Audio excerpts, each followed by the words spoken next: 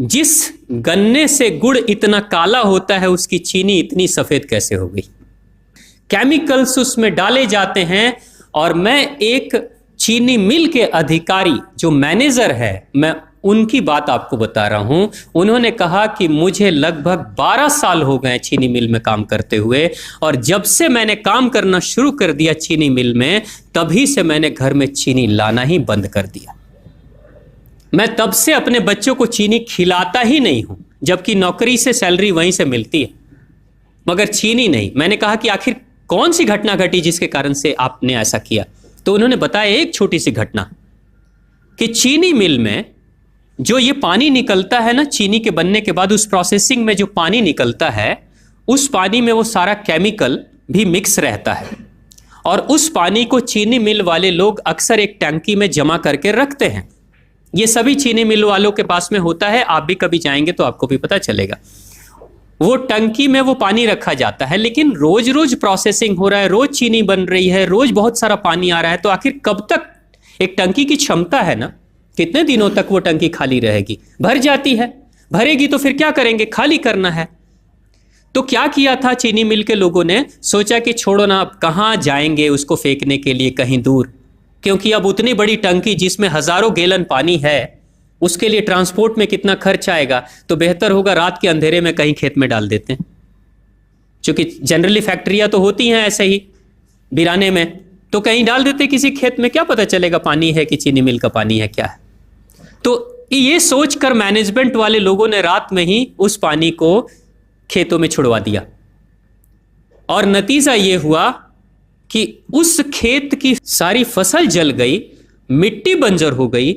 और जब किसान पता करने लगा कि आखिर क्या हुआ मेरे खेत में, जब चेकअप कराया वो मिट्टी का, तो पता चला कि इसमें तो चीनी मिल का जो वेस्ट मटेरियल है वो डाला गया है। तब उसको खबर मिली कि हाँ, किसी स्टाफ ने बताया कि हाँ, हमारे चीनी मिल से ही पानी डाला गया था आपके खेत में, और पूरी मिट्टी बंजर हो गई। उसने केस कर दिया और चीनी मिल वाले को मुआवजा देना पड़ा लाखों रुपए। तभी से वो स्टाफ कहते हैं कि जो मिट्टी को बंजर कर दे वो इंसान के शरीर में जाए तो क्या करेगी। उसी के बाद से मैंने अपने घर में चीनी लाना बंद कर दिया। और सच्चाई है, लगभग अगर आप देखेंगे तो अंग्रेजों के आने के समय अंग्रेज पहला चीनी मिल इन्होंने भारत में ही लगाया था। पहला चीनी मिल भारत में ही अंग्रेजों का लगा, और अंग्रेजों ने चीनी की शुरुआत की। भारत के लोग गुड़ खाते थे, चीनी नहीं खाते थे। उन्होंने बहिष्कार किया, बिल्कुल नहीं, लेकिन चीनी और चाय पत्ती दोनों के लिए लोगों को तैयार किया गया था। चाय पिला पिला कर फ्री में चीनी के लिए तैयार किया गया, और चाय के लिए भी तैयार किया गया। अंग्रेज ने जब से ये शुरू किया है, और पिछले 50 वर्षों से हमारे समाज में चीनी खाने का प्रचलन बहुत तेजी से बढ़ा है, और उसी समय से भारत के लोगों के बच्चों के शरीर में कैल्शियम की कमी होनी शुरू हो गई है। अगर कोई माँ, अगर कोई बहन जो गर्भवती हो, गर्भकाल के दौरान अगर चीनी का सेवन अगर कोई बहन कर रही हो, तो चांसेस ज्यादा होते हैं गर्भपात होने के।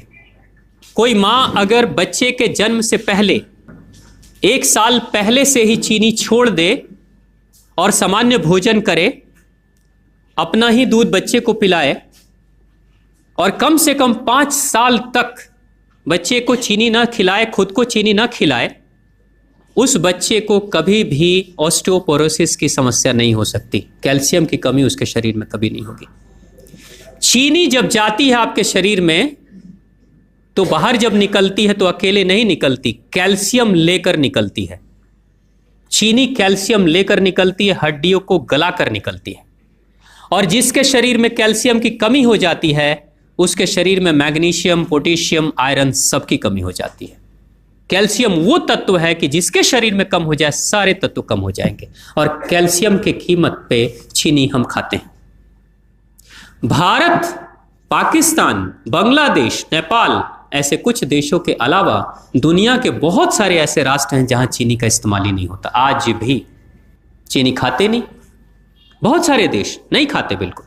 आप गुड़ खाया करिए, वो ज्यादा बेहतर है, चीनी को छोड़िए।